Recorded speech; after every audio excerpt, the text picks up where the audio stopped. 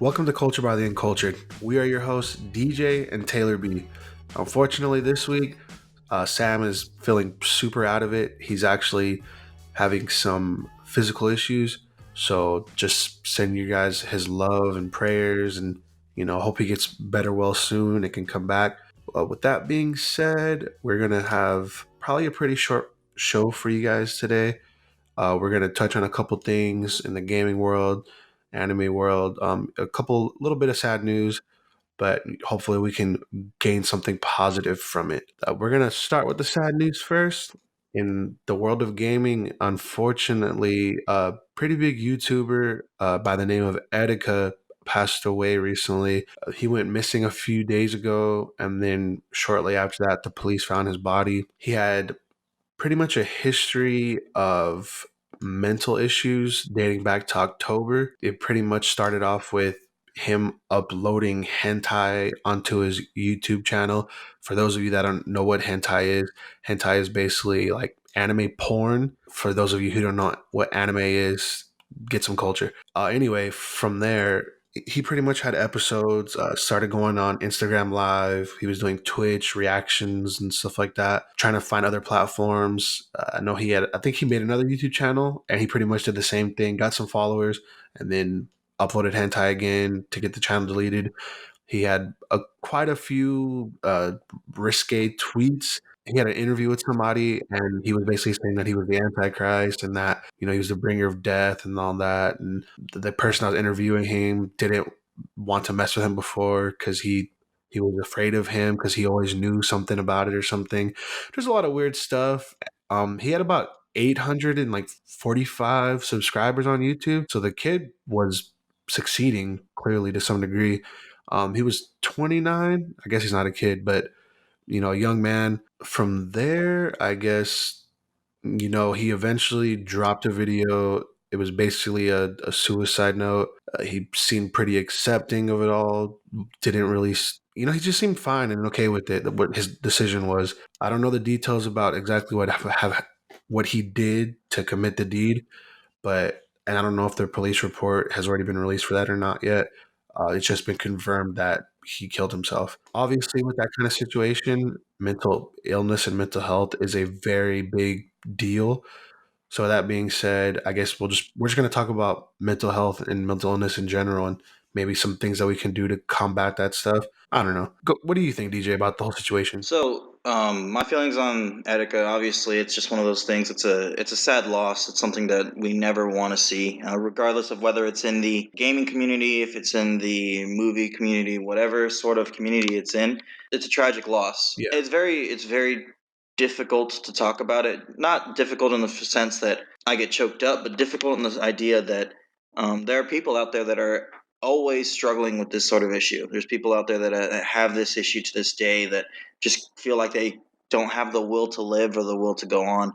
But like you said, Etika, watching that suicide note that he posted on YouTube that was eventually taken down. It's his idea of coming to terms with it. I mean, I saw that in his actual recording. He said quote that he's kind of embracing the other side, seeing what life is. He feels fulfilled in his life, and it kind of makes you think, at what point or at what sort of situation would someone be accepting of taking their own life? Yeah, for sure. What would push you that far? Yeah, especially since he had 300,000 followers on what is it called, Twitter. That's like, it's probably not huge to some people, but it's not nothing to scoff at. 300,000 followers that's a pretty decent following. For sure. Etika's always been known to be at the Smash community tournaments and being a sort of caster and a sports caster per se, and it's just ridiculous. Not ridiculous. It's just sad to see someone like this. I mean, you got to think we're 28 this year. That's one more year ahead of us. For real. And I could not imagine. I mean, obviously, I'm thinking I might have a little bit more in concerns of family than he does, considering I have kids. Yeah. But I could never imagine just if you or I were talking about this, and if I were to disappear tomorrow, like how much impact that wouldn't just have on my family, but also have on Shit. my friends, like being able to Yeah. speak with you and to Sam, and being able to not be able to convey the sort of idea of that help that unfortunately I didn't get to him in time. You know? Yeah, for real. I know a lot of people. I'm not necessarily familiar with his like family. I know he had an ex-girlfriend that during one of the episodes he had, she came to check up on him because he had already kind of threatened suicide before. She came to check on him, took a picture, put it on Twitter, verified that he was okay. He seemed fine. He was playing with his Nintendo Switch, but clearly that wasn't enough. He's had other episodes. Cops came to his home. They pretty much verified he didn't have a weapon, came in, rushed him, got him on a stretcher, got him out of there, took him to a mental hospital for like a day. Then I think he had another episode where he ended up in the mental hospital once again, just for a day, which clearly it wasn't enough. I don't know if it was an insurance thing because I know some mental hospitals kind of run scams in that regard. If it was the same hospital, could have just been the same situation both times. If it was different hospitals, it could have just been different situations, for the reasons why he got out, whether he just seemed fine, he maybe explained, like, man, I was just trying to get views or something, whatever excuse it is, he probably didn't want to talk to those people. It's really hard for some people to try to get help from outside sources, whether it's a mental hospital or maybe even a therapist or whatever it is, especially like it's interesting because the first thing I think about is being successful. He was on YouTube. He had been doing this since I think like 2012. He was pretty much at the point where I'm sure he was able to sustain his own life because of YouTube and things like that. He was getting invited to like SmashCon and stuff like that, talking to a wide audience. People obviously liked his videos, otherwise he probably wouldn't be doing it anymore. He had tons of followers, like he said, hella subscribers. So he was successful in those regards. But just because someone's successful doesn't mean that they're all mentally there. I don't know what maybe his past life is, his family life was like, his interpersonal relationships.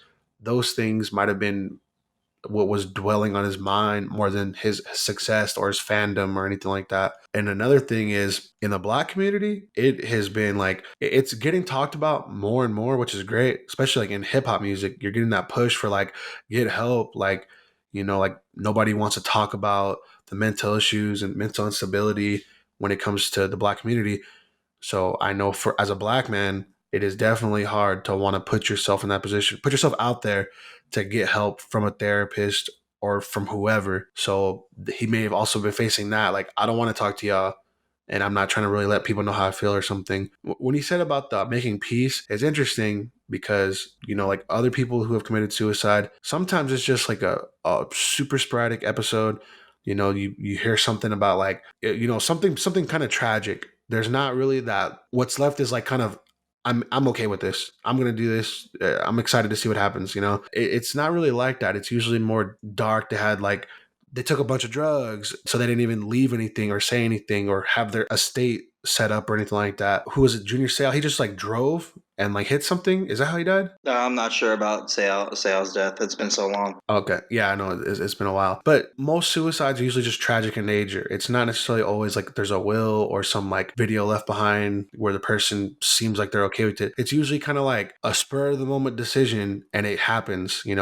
They were able to push themselves that far to commit to that decision and now they're gone from this world, leaving behind friends, family, businesses, whatever they may be. And it's just really hard. Mental illness is a huge issue. And I don't really know the way that we can stop it, like from ever happening again, especially with the internet. He was just getting ridiculed. Etika had some people in his corner, but more people were just laughing at it. Oh my gosh, look at his antics. People weren't taking him seriously, things like that. And when you're going through stuff like that, I feel like the internet is the worst place to go to when it comes to like doing attention seeking behavior like that. Some of the things he was saying and doing, it's just kind of like, people are just going to laugh at it. People are going to just like, oh, look at his antics. Oh, he's just trying to get views. Yeah. He's trying to get clout or something, and they're not seeing the underlying situation that like clearly there's something wrong with this dude. I don't think anybody with 800 6,000 some odd subscribers wants to get their YouTube channel deleted. So clearly something's wrong. And for the people that did advocate for him, it sucks that their videos and their words weren't able to reach him. Yeah. You know, it's, I don't know if it's just falling upon deaf ears or if it's just that, you know, maybe he doesn't want to reach out. You know, he's like, not that person specifically or whatever, you know. I know like Omni had a video. He had been documenting his mental episodes and, you know, was advocating for him to get help. You know, you can talk to me, stuff like that. I'm assuming that never happened. Mighty Keith, he released a video, but he wanted to just kind of remember Etika for who he was, you know, Joy-Con Boys forever and all that, and remember a positive image. And I know somebody even made like a tribute video where it's like wholesome and funny moments from Etika. Yeah. And it's like those things are good, you know, because those are the moments where we're seeing the real person, not when it's at the end, when they're on a downward spiral and they're on their way out, you know. You want to remember the good things about the person, the things that drew you in, because that's more than likely who the person was. You're seeing this person's character on camera. They're being filmed and they're by themselves. It's not scripted. It's not staged. They're reacting, you know, they're commenting on things and you're just seeing them for who they are. They're just talking into a camera and a mic. Yeah. So hopefully the Nintendo community, gaming community, the YouTube community, everybody will learn something from this and move forward and try to keep a lookout for each other, you know, Yeah. help people. Don't just make fun of them when somebody's being outlandish or ridiculous, you know. Be like, yo, you all right, man? You want to talk? I'm here right now, you know. Reach out and give a helping hand. Yeah, well, it is said that that YouTube has now YouTube and Facebook have both ramped up efforts on screen alerts and possible suicide threats or notes or things streamed on Facebook Live and on YouTube to attempt to stop these things before it happens. And I know it's very difficult. You're not going to be able to be there 24/7 to be able to watch or to be able to take the proverbial gun or the proverbial drugs out of that person's hand before it's too late. But I mean, there's always hope, and there's always something that I'd like to say that everyone has the opportunity to heal and to get better. And if it ever gets to that point, we do want to put out a positive message towards if you're having any sort of issue, if you're having any sort of problems, whether it's with mental health, whether it's suicidal thoughts, no matter what it is. Just like I said, I can never think of having for you per se, having you not in my life. And I'd like to think that if there was ever a case where there's something that needs to be done, there probably is someone in this world that is willing to talk, someone that's willing to listen to whoever you are, whether that's just a friend, a family, even a stranger. I mean, if you need to, give the National Suicide Prevention Lifeline a call. Just to put a quick shout out on that number is 1-800-273-8255. If you're struggling with these sort of things, get help. We want to be able to not lose out on any sort of time that people can have. And life is a precious thing, and you never want to lose that. Yeah, there's, even when things seems their bleakest or darkest, there's always light at the end of the tunnel. You're going to overcome whatever it is. Nothing lasts forever. Popularity doesn't last forever. You know, currency is not going to last forever. You know, US dollars, whatever it is, money problems, a job, a shitty job, somebody passing away, that pain is going to get lessened. It's not going to go away completely, but it's going to lessen. You're not going to be, whatever situation you're in or adversity you're facing, it is not going to be the same every day for the rest of your life. Things are going to change. Things are going to change for the better sometimes and for the worse sometimes. But like DJ said, definitely seek help, get help. Vitally important, clearly. Friends, family, professional help, whatever you need, find it. Don't resort to last measure. You know, you never want to do that. Moving on from there to a lighter note, keeping it sort of gaming related. I know that DJ, you're very excited for Breath of the Wild 2. Yeah. What do you, okay, I have a Switch, but I don't fucking touch it. I don't know how often you use yours. I know you have kids, so they probably get distracted with that sometimes. But as far as Zelda, I know you're a huge Zelda fan. What about Breath of the Wild really sets it apart from the rest of the Zelda games? I think the difference with Breath of the Wild, and I'm not going to say that I'm a huge expert. I do know a pretty well amount about Zelda, the Historia, the timeline, and all that. But Yeah. I haven't per se played Breath of the Wild like a lot of these other YouTubers or streamers that have 10, 15 clears on 100%. No, I beat it. I 100%ed it. I got the DLC and I played it. It was a What I'd like to say is Breath of the Wild is a great game.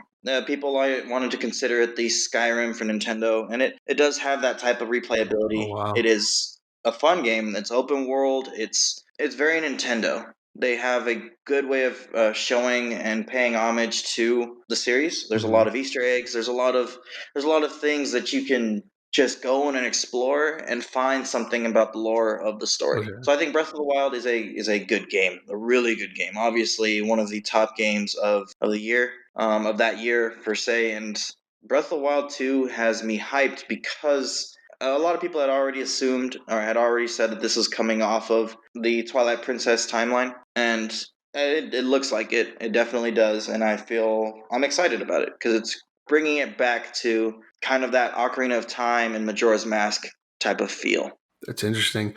I feel like I haven't played Breath of the Wild personally. I played Zelda games in the past. I don't think I've ever beat a Zelda game. I think I've Wow. played Last Bosses, but I've never actually beat a Zelda game. How have you not beat a Zelda game? That's like one of the premier Nintendo games. That's like saying you've never beat Super Mario. Well, technically, I haven't beat Super Mario. So, What the? Are you serious?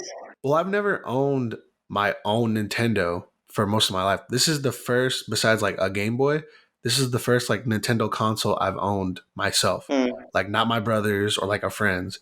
So like I think okay, here's a little bit of history for my Nintendo usage or whatever, right? When it comes to Zelda on like N64, I think like maybe once or twice, because my brother and sister they lived in San Diego and I lived in like Orange County, San Bernardino, Long Beach, all over the place. So they would come like every other weekend. A couple weekends, sometimes my brother would leave his gaming consoles by accident or whatever, right? So maybe I had a chance to play Zelda and I would play it and I would be like, I'm a little kid. I didn't really know what the fuck was going on. I would get to some point and then just get stuck and be like, I'm not finna play something else. I'm gonna play Smash Bros or something. GameCube didn't touch any of the Zelda games. Even for that, for a Mario game, the closest one I probably ever came to beating, Super Mario Sunshine, had hella stars. My brother was low key pissed that I got hella stars more than he did, and he just deletes that game.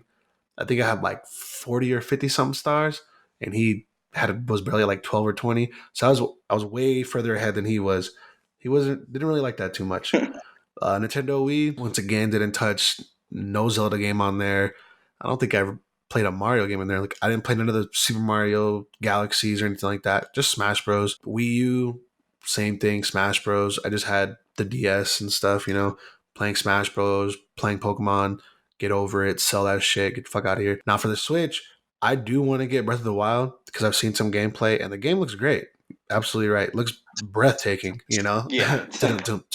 But I don't know that I want to get it because I haven't played everything else. I'm kind of one of those guys that I don't really want to play a game if I haven't played the previous installment. It'd feel kind of crappy to me to play this and then even beat it and then be like, oh yeah, I beat the newest one, but I haven't touched none of the other ones. Yeah. So the thing about this game, it's in a weird spot just because the game is supposed to take place 100 years out of after a calamity. So it's kind of where all your other games. I mean, they don't really give a very hard timeline, or not timeline, but they don't give a hard time Mm-hmm. on where each game is set. They just say this game. You can be able to tell this game takes in between these two games or right after this game. Okay. So on the timeline that Breath of the Wild is at, or the one that we assume and are basically saying where it is, it takes place basically at the end of that said timeline. So this is completing this, and then with Breath of the Wild 2 being a direct sequel, it's This will be the first for Zelda games, a right? direct sequel. So they did have a couple direct sequels. The main sequel duo that a lot of people know and remember is the Majora's Mask from Ocarina of Time. Okay. Because Ocarina of Time follows Majora's Mask. I'm sorry, follows Ocarina of Time after the hero beats Ganondorf and gets sent to his child timeline. So Okay. that follows that timeline, in which case follows the Twilight Princess, and then after that was to come this. But also on top of that, Where does Skyward Sword fall? Skyward is the canonically, I believe it is the first Zelda game. It is considered the very first Zelda game to start off the whole. It provides basically the whole backstory of how this all came to be. Interesting. Yeah. Okay. But with this, the one thing that a lot of people are saying is this is going to be one of the first times since the Ocarina of Time and Majora's Mask era where they're using the same assets. Not 100%, but they're using a lot of the same assets from Breath of the Wild for Breath of the Wild 2. And the reason for that is because Breath of the Wild 2, not originally, I'm not going to go out and say that this is confirmed, but from what I've heard and what I've read is there was scheduled to be a lot of DLC for Breath of the Wild. They dropped the Champions Ballad DLC, and then they were going to have a scheduled every like 4-month DLC inputs to expand on the game. But there was just so much, and they didn't want to waste the assets because you got to take into consideration this is the first Switch Zelda, and there was a lot of things that they made. They built this giant world, this world that it's literally big. It's really fucking huge. They built this giant world with all these moving parts and pieces just to throw it away. Yeah. You know, so I can see why they made a direct sequel. This following up with this game that looks the same, feels the same, It just has more content, filling in the backstory. probably better details, stuff like that. Have you seen the trailer for the Breath of the Wild 2? I have not. Breath of the Wild 2, and a lot of right now, a lot of people are speculating. Obviously, the storyline, people want to speculate before the game comes out, which we still got a long time for that game to come out. People are speculating that it has to do with Ganondorf, because Ganondorf is the last figure shown, or the last figure that we believe, and there's a lot of things pointing towards it, that it's Ganondorf from Twilight Princess. So he was he in this game in the first one, Breath of the Wild 1? Breath of the Wild 1, it was not Ganondorf. Ganondorf is basically the human aspect of him. Okay. It was Ganon. Okay. Calamity Ganon, which is a form of malice. A lot of people want to believe that it was kind of a manifestation of Ganondorf himself. Okay. So that's why people are really quick to say that the sequel makes sense, because in the past Ganondorf has made clones of himself, has done these sort of shadowy figures, and it kind of feels like he sound like Dr. Doom or something. yeah, I kind of feel like with all this DLC that's coming out, they already had this planned, because to have all these assets and to have something this big, like this is a whole nother game we're talking about. And I kind of feel like we're getting the same treatment with Avengers, where Avengers had Infinity War and Endgame, which were originally going to be one movie, but cut into two, because obvious reasons. You're not going to have someone sit for 6 hours to watch a movie.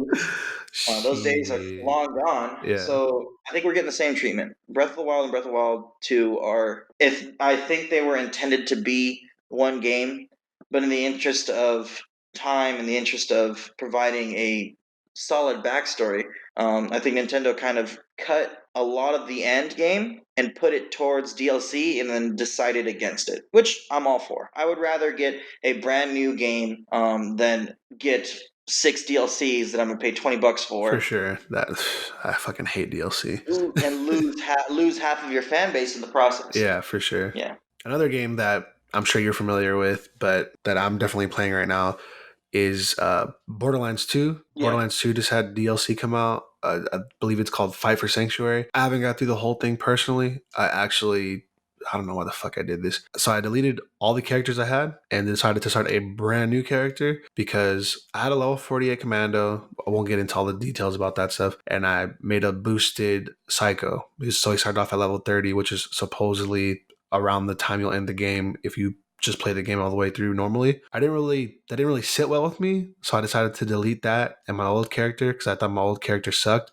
And then I made a brand new character. It's been going pretty good, just playing through the game. But Fight for Sanctuary DLC brings out a new antagonist. Essentially what's happening. Oh, spoiler warning for people who don't know. I think it's free. So, I believe so too. Well, at least if you have the Handsome Collection. Most people that played Borderlands 2 have the Handsome Collection, which makes it free. Anyway, Sanctuary gets attacked, and they're thinking about disbanding the Crimson Raiders because, Handsome Jack is gone. They don't really need them. So some group attacks, and pretty much everybody gets separated. You actually run into some familiar faces from, I think, even I think Vaughn is from Tales of the Borderland, if I'm not mistaken. I'm not sure. Either way, I also have questions about that too, because I think that's I assume that game was after Borderlands 2, but I guess it might not be. I'm not really sure. Anyway, so you're basically getting a bridge between Borderlands 2 and Borderlands 3. And as we know, Borderlands 3 is pretty much right around the corner. It comes out in September, first week of September. It's going to have a ton of stuff. You can pre-order the game right now. Before I give any more details about Borderlands 3, one thing that they're introducing, which is really cool, but it kind of follows the formula of a lot of games before it. They're introducing like a hive element, or like infected element. Yeah. I don't know how to feel about that because it's been done before, and I don't want Borderlands to like fall off because it's just following the formula everybody else is doing. I mean, this pretty much started the looter shooter craze, but Halo has the hive. I think they're called the Flood. Yes. Halo has the Flood. Gears of War has the Lambent. Destiny has the hive. Yeah, Destiny has the There's hive. always a sort of, this is kind of like the very next stage that we always see is Yeah. this Something is random infecting enemy that everything. infects anything. Yeah. So that's kind of where they're going with the DLC. I don't think that's going to be the main focus for Borderlands 3. I'm hoping, we deal with that problem in Borderlands 2 and we just kind of see the aftermath of that whole situation. With that being said, the main thing that I've seen for Borderlands 3, it looks like a huge bandit camp is what the problem is. I don't know how far they're going to go as far as like a new key and new vaults, planet, going to different planets, or if it's just on Pandora again. Still, obviously, time will tell, and we'll see more of what the game is capable of. I'm just excited for it in general. I think the game looks great. All the characters, like I said before, look great. There's seem to be two baddies. Rumor has it that Handsome Jack may not be dead, but we'll see when that game comes out. And yeah, I'm just excited for it in general. Can't wait for it to come out. It's one of my favorites. Shit, Borderlands 2 has been getting good treatment since 2012 when it first came out. It's been a great game. It's continued to be a great game. It has been re-released time and time and time again. There's even special abilities and modes you can do in the VR version. So obviously the game is popular. People love the game. Plenty of YouTube videos, plenty of Reddits, plenty of guides, wikis, all that stuff, getting all the information. Definitely want to check out some storyline recaps just to get that and make sure you know what the hell is actually going on, because the story can get pretty convoluted pretty fast, especially when you're talking about space travel and weird aliens and people taking over corporations like Hyperion, which is like the equivalent of Apple to me. Watch out for Apple. They might be the devil. Anyway, moving forward from there, I actually didn't bring this up when we talked about E3, but Final Fantasy VII had some new footage, and the focus of it was apparently Tifa. Of course. All in all, the thing I'm most excited about is the fact that they're not using the same engine or the same game mechanics with the little time battle system. Yeah. And it looks like we can control any of the characters we want to control, which sounds amazing to me. I'm all for it. I'm so excited for this game to come out. I've been waiting for Final Fantasy VII Remake to come out since the PS3. So it's finally coming, hopefully. I don't know if it's going to be for PS4 and then have a PS5 port, or if they're making it now for the PS5. Either way, come to daddy. That's all I care about. With that being said, we'll just move on from there and just briefly go over some of the shows we're talking about or been watching. I know for myself, I don't know if you're familiar with Haikyu. Yeah. Yeah, it's a volleyball show. It's a sports anime. This is actually my, I guess, second sports anime. I mean, all animes have fighting, but I don't know if you ever seen Baki. That's about martial arts. So I consider that a sports anime because everything is like a tournament, Yeah, I feel you. But for Haikyu though, it's a great show. It honestly makes me regret not playing volleyball my senior year of high school. I pseudo joined the team because I kept hanging out with my boys who were on the team, and the coach was saying why don't you just play? And I was like, yeah, sure. I went to 2 or 3 practices, and I was like, I'm done with this shit. Yeah. But Haikyu is super dope. It's pretty much one of those stories about work hard, play to your skills or play to your strengths, things like that. Teams coming together and overcoming, whatever obstacles lie in front of them, helping out your fellow man, things like that. And just a great story and great to see some sports action. It's a little bit unrealistic sometimes. Oh yeah. The imagery and stuff. They'll hit a ball and it just flies and dusts everywhere, and so it's just what. But overall, it's dope though. I definitely recommend Haikyu. The scores and the opening and outro music, they're all really well done. It's well animated too. It's not all choppy or super old school looking or anything like that. And then I guess Shield Hero. I don't know if you guys have heard of that. Shield Hero is pretty much about a guy who gets transported to another world. They're called isekai animes. For those of you that don't know what that is, an isekai anime is pretty much like Digimon. Nothing else comes off the top of my head right now. But an anime where the main character or main characters are transported to another world. Not our world or like another part of our world, but another world in totality. So he goes to this other world. It kind of looks like a game. Three other guys come, and the interesting thing actually is they're not all from the same place. They're from like different dimensions. So one of the questions one of the guys asked was, "Who won the war?" And then they're like, they all kind of like answered, and it's just like it's interesting to think that like, oh shit, like I've never thought of people coming from different timelines or from different dimensions because they weren't from the same timeline or from the same point in time, and they also weren't all from the same timeline because different variations of things like, oh, who's the president, who won the war, stuff like that. With that being said, obviously everybody has vastly different personalities. Yeah. Shield Hero is pretty much already outcasted from the rest of the heroes, and then it's pushed even further because the princess of the kingdom, and it's a matriarchy, so the women run the country, not the men. One of the princesses kind of joins up with him, but not for real. And he finds that out because later on he finds out when somebody joins you, you can see like their status and like their health and stuff. She basically claims that he raped her, and then he loses all his money. She steals all his stuff, actually, his equipment that he bought, the rest of the money he has, says that he raped her, and then of course they're basically telling him you're pretty much leave, and the only reason why you're alive is because you're one of the heroes and we need you to help fight the waves.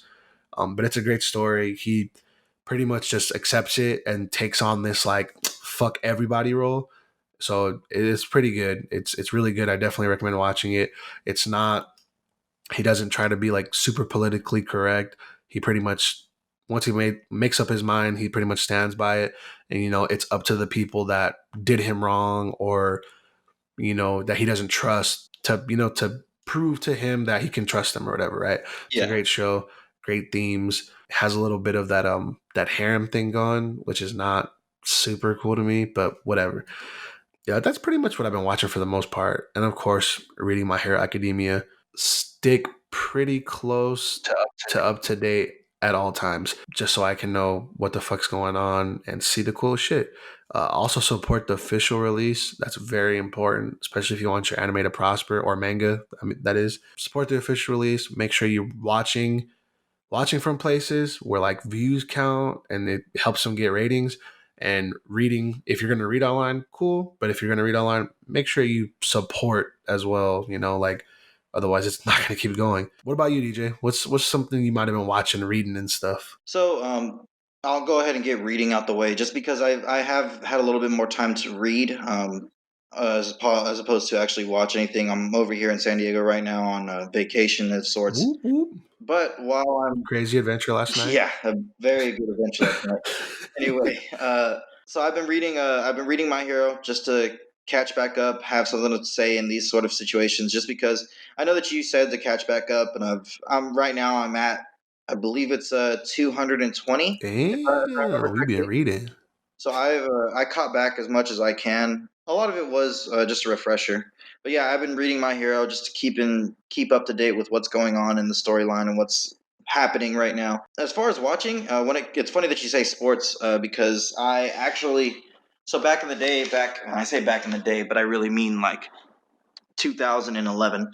But in 2011, about 8 years ago, I started reading Hajime no Ippo, Hey, which is a boxing manga, and it follows the storyline of a kind of a kid that just doesn't really do much. He's kind of a nerd. He's a dork. He gets bullied in school. That your basic sort of your anime trope of your hero that is a loser. yeah, So he starts off as a loser, and then he gets in a fight, and he finally stands up for himself because he sees his mentor stand up for him, and he says, "I want to learn how to do that." like I'm sick of this bullshit. Yeah, in learning how to stand up for himself, and finds out that he has a killer right punch. He's very ridiculously strong for. He can throw some hands. He really has a Yeah, strong right hand. from 2011. I've been reading it, and I read it for a long time, and I finally started watching the actual anime. You know that John has more than 1,000 chapters. Yes, yes. So after a while, I stopped because I basically, being in the military, I moved places. I moved to Japan, and I went through these different areas, and I kind of lost track of that anime in particular. Hmm. I kind of rewatched all the Dragon Balls and all the fucking Pokemons and all your traditional fucking Nostalgia, nostalgia anime while I was in Japan. for sure. But when I came back this last time, I actually started watching it again just because it caught my eye, and it's a good thing. I don't say ever cut in the middle of your fucking anime and catch up later, but it's like a good example is I haven't seen One Piece in probably 2 years.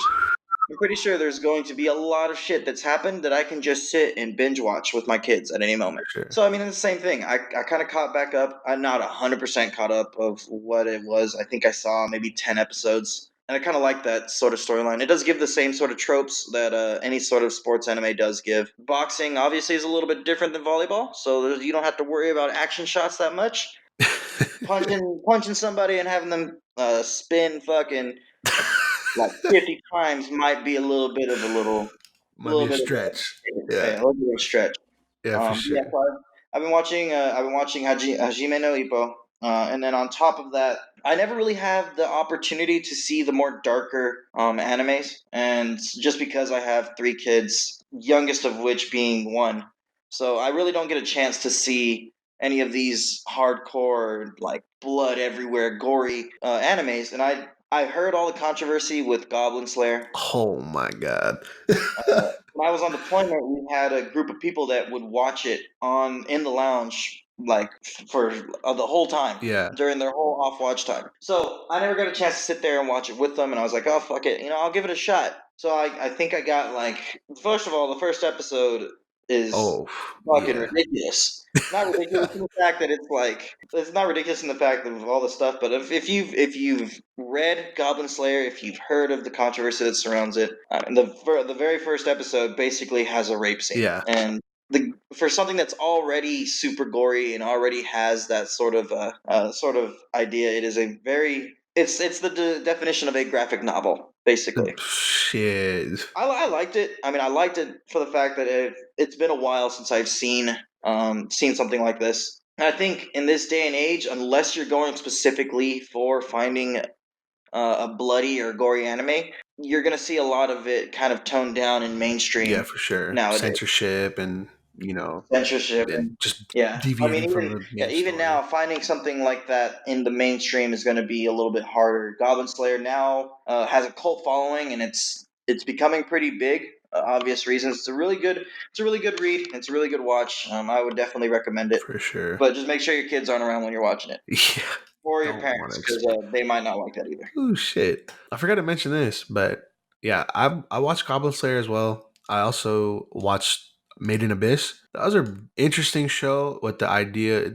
A lot of animes are focused on children or kids. This anime in particular, I like how much world building goes into it right away. Yeah, It takes place in an abyss, and basically the main world or like main society is on the very top level. They pretty much train kids from a young age to learning about the abyss, studies on it. When you get of age, you become I think it's a red whistle, and you can go to like 100 or 200 meters or something like that. And the thing about it is that it's not just dangerous because there's crazy creatures the further you go down, and that's what the kids are learning. They're learning about habits of the monsters, what they're capable of, weaknesses, what can help you, what can save you, things like that. I think there's a couple. I think it's a red whistle is like brand new. A blue whistle is like, you got some experience. And then I think it's purple whistle. And then black whistle is like pretty much like you can pretty much do anything. But the white whistle is like you're like legendary, people like they survive anything. They killed a bunch of crazy stuff. They got on all these crazy adventures. So the white whistles are usually like just people who can do something super ridiculous. But the world building, like I was saying, is super great. You not only have to deal with the monsters and learning that stuff, but there's a sickness in the abyss. So as you go deeper and deeper, it's harder to get back. It's like one of the characters they run into eventually. She kind of shows them a visual of what the issue is, and it almost looks like that cloak of invisibility from Harry Potter. Yeah.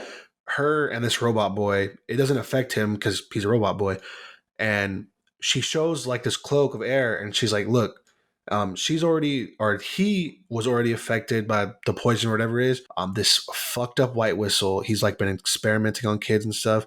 And if I'm spoiling this for you, I'm totally sorry. It's a great show and kind of gets me excited thinking about it. He's not affected by it either because he's already a creature of like the mist or whatever the fuck it is, the poison. But he shows it's like a cloth, and it's like you can go down really easy because it's on top of you. So you're not pressing against it or like making it harder for yourself or anything like that. And then he pokes his finger in the cloth or in the little like layer or whatever, and he goes, see, when you do something like that, that's how people get messed up and start getting sick. And obviously everybody has their own tolerances to it. What this guy was doing to him and his friend, he was getting a bunch of random kids that were pretty much homeless, launching them down into he made an elevator that went all the way down to the bottom of the abyss. He was launching them down to the bottom level and then pulling them straight back, and like at the drop of a hat.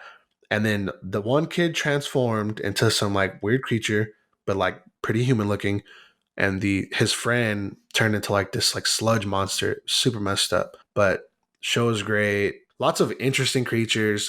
The aspects of the boy and the girl who was, it's interesting because I believe the title is like a play on words.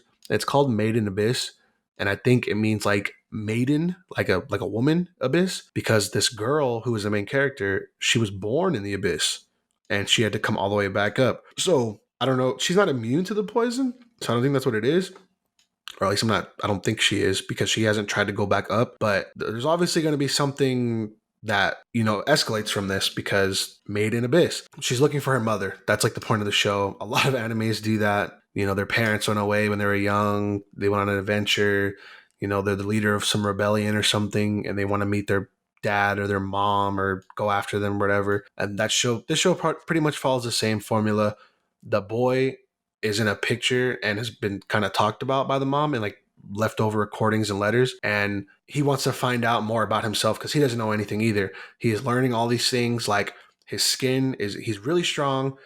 He has like this little laser blast that comes out of his hand that it just incinerates whatever it touch. It's basically like a Kamehameha or something, and he just like points it, shoots it, but he like passes out for like 2 hours if he does it. He has stretchy arms.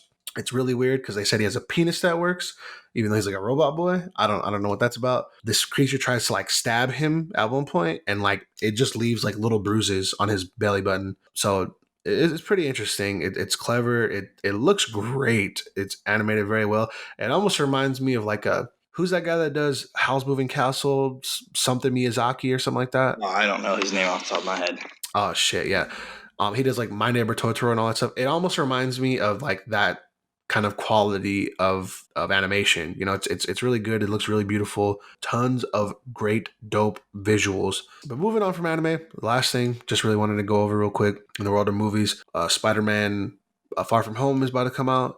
Avengers Endgame re-release is out, and Midsommar, which is like a horror movie, I'm looking forward to it. I don't know if you do horror movies, DJ, because I know you have a family, but I can't wait to see that movie. Supposedly, it's supposed to be like the scariest movie of the year, and it looks weird. It's about like some white people and a black dude. I don't know why the fuck he doing this, but some white people going to some festival in Sweden, and it just looks hella closed off. There's not like DJs or like a bunch of like music performers. It's like some weird like spring summer festival. I don't know, whatever the fuck. And like everybody's on acid or something. It looks really trippy. I can't wait to see it. Some like deformed girls in there. There's like blood on somebody's hands. There's like a part where like the girl's crying and then everybody's crying with her. I just want to see what the fuck's going on. Black dude gets hit in his head with something, knocked the fuck out.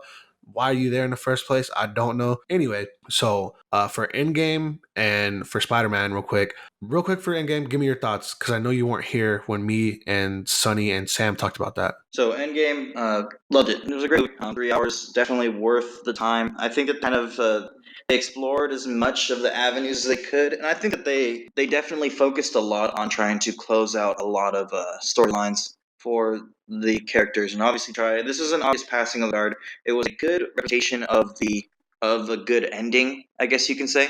It was a good kind of ending to this sort of this 10 years that we've been invested in this. From this standpoint, for me, I kind of like it makes me wonder what's next. Because I can't really see For sure. anything. Like, I know that there's another phase, and I'm probably sure there's going to be another phase after that.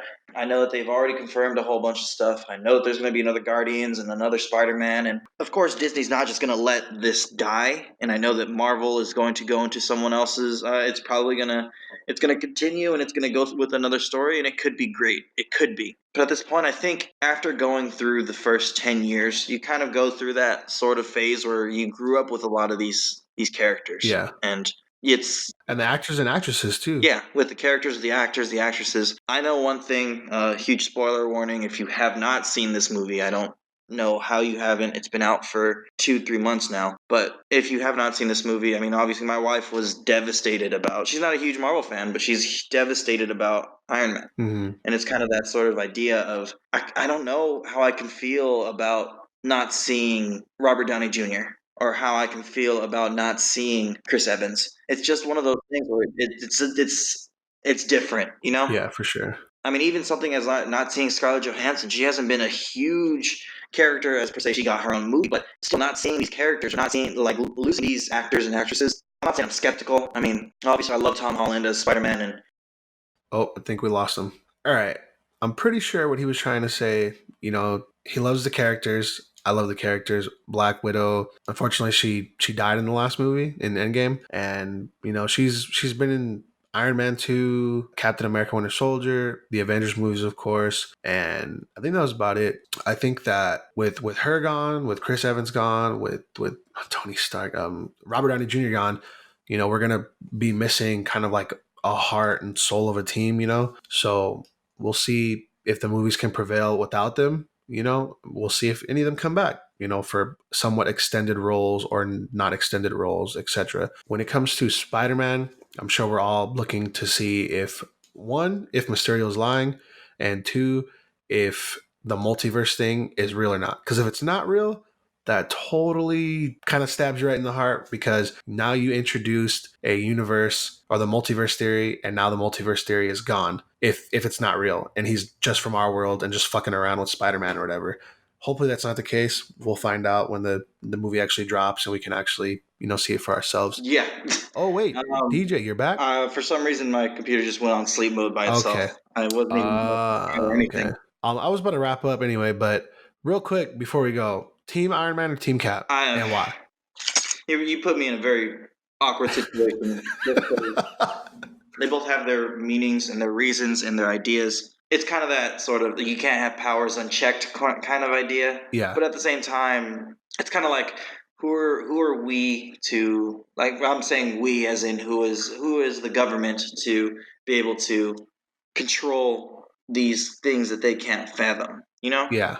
I mean, I understand that you want to have control. It's kind of like just having a nuke walking around wherever it goes. Yeah. Like having the Hulk walk around freely is a very, very like difficult decision. But it's just one of those ideas. I would like to say that I'm with Cap just because of I believe it's true in what he's saying. You hear that, Sonny? You hear that, Sam? But in the same sort of idea, I do understand where Iron Man comes from. And yeah, for sure. We're Robert Downey Jr. I get it. With that concept. I mean, he's right, but I get it. Yeah, I keep on saying Robert Downey Jr. I mean Tony Stark. It's just he's the same person. Yeah, for sure. But kind of before I got cut off, kind of just finishing up where it was. I'm all right with Brie Larson, and I'm okay with where they're going with the franchise. I'm open to the future. I kind of see what they want to do. Whether it's the new Avengers, whether they bring out Silver Surfer and the Fantastic Four, or the X-Men, or whatever. But time will tell. And we'll come to see what happens in the future. Sure. I'm excited to see what happened. I just touched on it real quick about the Spider-Man thing, about the multiverse and it possibly being taken away if Mysterio is just a liar. Like I said before, hopefully that's not the case. That would be criminal. Anyways, I think that about wraps up the time we have here. Just want to give a quick shout out to our platforms. You guys be sure to follow us on Instagram, subscribe to us on YouTube, follow us on Spotify and on Apple Podcasts. Apple Podcasts. You cannot look for this on Apple Music. Go to Apple Podcasts and put in Culture by the Uncultured. Anyway, of course, Facebook, like and share our page on there. And of course, please go to our website, www.culturedbytheuncultured.com. Any tips, any episodes you guys or things that you guys want us to talk about, we'll for sure check those and let you guys know. Well, we're gonna hit you guys back on there for sure. YouTube, but for sure our website, we definitely check that all the time. We want feedback from everybody. We want to know what your ideas are, or if you have any ideas on how we can improve our show, please let us know. Any criticisms, anything that you guys want to share, we can have a discussion about that and figure it out. And last but not least, our Patreon, Culture by the Uncultured. I mentioned that we have 3 levels last week, a $3 tier and a $5 tier. If you guys want to help us out in any way you can, we're still trying to get this off the ground. So any support is great support, whether it's just sharing or if it's monetary, whatever you guys can do. But that about wraps it up, and we will be signing off and check you guys out next time. See you later, nerds.